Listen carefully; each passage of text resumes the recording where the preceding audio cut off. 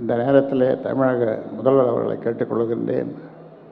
நீங்கள் 10.5 சாதாரணமாக ஒரே வாரத்தில் கொடுக்க முடியும்.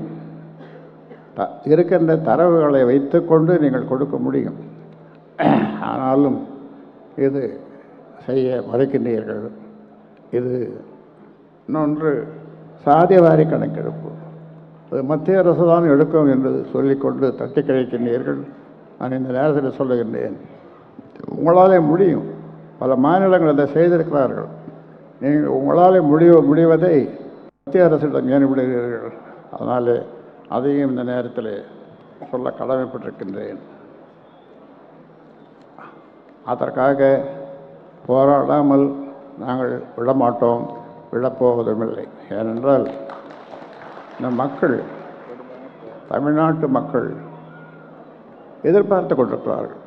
அதனாலே ஒரு கடுமையான போராட்டத்தை எங்களுடைய இளைஞர்கள் எதிர்பார்த்து கொண்டிருக்கிறார்கள்.